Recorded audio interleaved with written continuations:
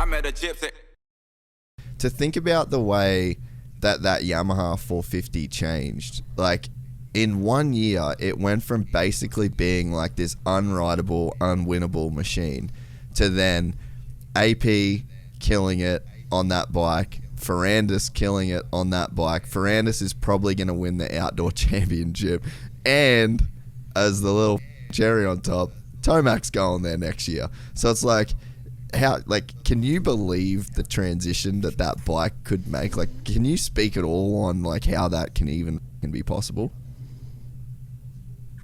It'd be a little bit politically correct, but it's not being closed-minded, for starters. I think that there was a group that needed to be reset, that this has always worked for however long, and while it doesn't work anymore, the bike's heavy, it's this, it's that. Well, how do you make a heavier bike better? You shave weight off of it. And, just honestly, again, it goes back to Brad and Bobby, like I was just saying, from 08 to now. Like, there's no mountain that's too tall to climb.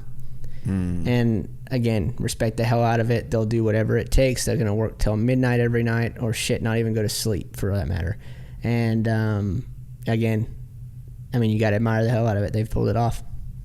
Yeah, man, that is pretty crazy. So taking off any team hats that you've got associated with, what do you think about Tomac going on that bike next year?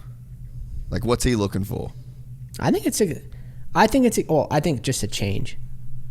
Honestly, he needs a fresh start. He's been there a long time, and unfortunately, I know how it can be there when things aren't going perfect, and it's not exactly a fun environment. So, with that said, I'm sure he wants to. I mean, again, going back to Australia, way different ways to end your career, but you want to go out probably enjoying your job a hell of a lot more than hating your job. So, and again, this is all speculation. I don't know that he hates his job currently or that he's unhappy, but I'm assuming that he would like a change for a fresh start, probably just something new, fresh, and this is fun again. That's my guess. Yeah. I mean, he's like such an enigma kind of dude, eh? Like, he can just come out, completely smash everybody to pieces, to where when you watch that moto of that day, you're like, geez, nobody could beat this guy. And then the next moto, it's not the same thing. Like, do you, from the outside looking in, like, what can you even put that down to? I honestly don't know. I feel like if I knew I could win like that, like truly knew it and believed it, I don't know how you could go out and go get a ninth after that. Like, the way he demolishes people, like from 30th to 1st by halfway, and then still pulls 20 seconds, and it looks effortless, and then he never stops smashing the track. Like, he's literally punishing the track for being there. He's going so fast. Yeah. And you're like, how is this even possible, And then it goes out and you can see a ninth place. No, I don't get that. And maybe more mental, maybe exerts himself more because he is getting older. Like, maybe he doesn't have quite enough in the tank the second moto, which I highly doubt. He's always worked his ass off, so I don't think that's it either. But man, I don't know. It is bizarre, isn't it? It truly is. And I've tried to wrap my head around it too. I'm sure he is. I don't doubt it for a second. I'm sure he's like, dude, what the fuck? I just crushed everybody and now I'm in ninth. Yeah. I mean, can you? And imagine, we have seen, imagine if he figured it out. Like, we saw it 3 years in a row.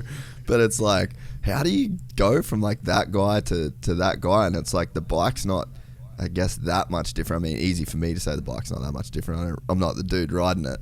But in terms of like just the platform, it is such a bizarre thing. It speaks to how fucking gnarly motocross is too, right? Like, you don't see Lewis Hamilton getting first and then ninth and then first and then 10th. Like, it's just kind of like he just goes on, the car's good, he's good, you just go on winning. But in motocross, like, that just ain't the case. No, and it's like one of those things that reverts back to it where you're like, the track changed enough, maybe just enough to throw up the bike setup, maybe enough. Because at that point, like, he's so good, he's been at the team long enough, they've got to know what he wants at this point, even for motos. So it must just be like he's those 2 clicks away from having that perfect symmetry with the bike for that moto. And if it's not there, he can't unleash that next level. And that's the only thing I can put it to. I really don't know. Otherwise, I mean, he'd be able to do it because I know he's strong enough. I know he's fit enough. Like, all that other stuff is out the window for me. Like, there's no way it's anything than that other than mental or maybe just a little bit off on the bike. The thing that, like, you could be so right. It could be like 2 clicks away from that perfect setting. But that argument to me makes more sense as a fan's perspective when I watch Ken Roczen. Because it's like he's so smooth and so fluid and so efficient. And then you look at Tomac, and literally what you described is right. Like, he's just punishing the track from being there. I remember being at Nationals, AMA Nationals, filming on the side of the track, and I could tell when Eli Tomac was coming past because the ground felt different.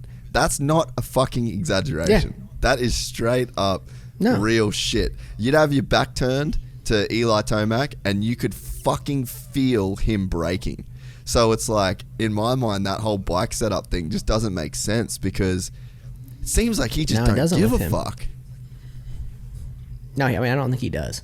I really don't. I think he just rides as hard as he damn can. Like, and again, it's just kind of like Justin. Like, get out of the way in the meantime. Like, he gonna hit you as hard, but he might blow your plastic off on the way by because he's going so much faster than you. Yeah, it's crazy. It just sort of doesn't. Yeah, it just doesn't add up. But either way, like, I'm pretty excited for next year, just like on the sport perspective, that there will be some kind of like big changes in that regard. Like, you kind of don't see it that often, I guess, like big guys kind of moving around. So I think it's just cool for the sport to see him do something different. And, you know, like, obviously, like, that Yamaha can win. I think cable clutch, probably you hear that has quite a lot to do with it, which is crazy to think that like a cable versus hydraulic clutch could be something that is like the linchpin in somebody's feeling on a bike. Yeah, I mean, I know. I mean, I've only ridden hydraulic 1 year of my racing on KTM's, and yeah, it's definitely different feel for sure. Just feeling the engagement point, you don't quite feel connected to the bike. It's a little bit more of a light switch electric feel, I guess, versus, like, I know exactly where the lever's at. I know exactly where the release point is on a cable. So I guess I could see that for sure.